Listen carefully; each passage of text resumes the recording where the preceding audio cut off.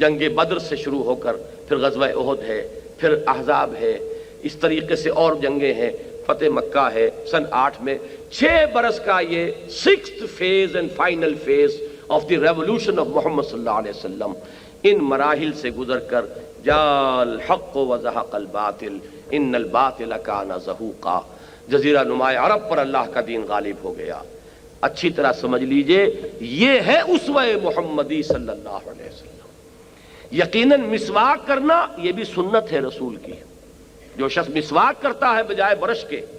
یہ سمجھتے ہوئے کہ حضور کی سنت یہ ہے، یقیناً اسے اجر و ثواب ملے گا۔ جو شخص مسجد سے نکلتے ہوئے بایاں پاؤں پہلے آگے رکھے اور مسجد میں داخل ہوتے ہوئے دایاں پاؤں پہلے داخل کرے، یقیناً سنت رسول سمجھتے ہوئے اسے بھی بہت اجر و ثواب ملے گا۔ جو شخص داڑھی رکھتا ہے سنت رسول سمجھ کر، یقیناً بہت بڑے اجر و ثواب کا مستحق ہے۔ لیکن جان لیجئے اسوہ کہتے ہیں نمونے کو، نمونہ کامل نمونے کو کہتے ہیں۔ پوری شخصیت، پورا وجود، پورا کارنامہ حیات، حضور صلی اللہ علیہ وسلم کی توانائیاں کس کام میں لگی؟ آپ کے شب و روز کس فکر میں گزرتے تھے؟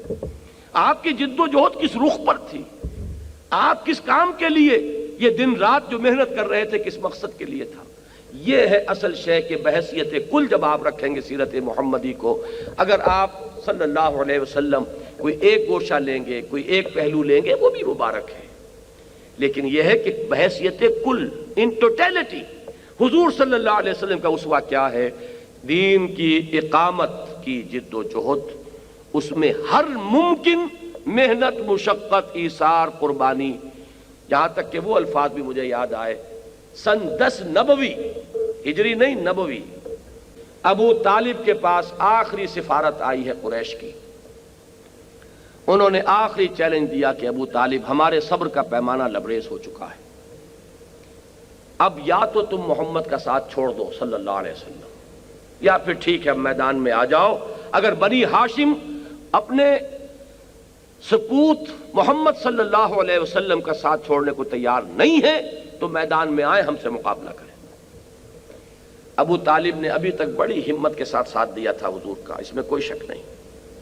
لیکن اس وقت پائے ثبات میں لغزش آ گئی، ہمت جواب دے گئی،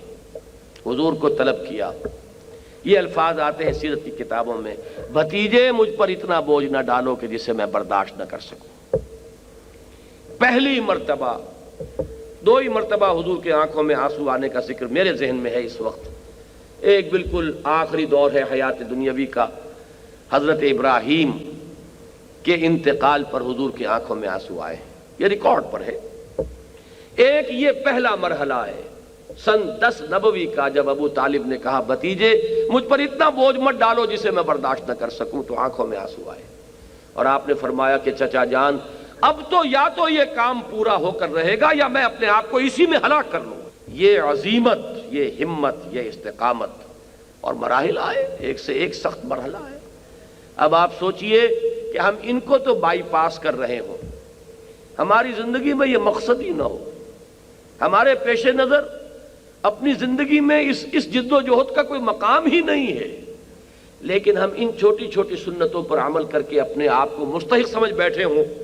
100 شہیدوں کے ثواب کا، تو اس سے بڑی کوئی سیلف ڈسیپشن، اس سے بڑا خود فریبی کا کوئی معاملہ اور نہیں۔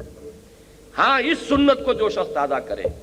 کہ اللہ کے دین کے لیے جینا ہے اور مرنا ہے، قل ان صلاتی و نسکی و محیایا و مماتی للہ رب العالمین،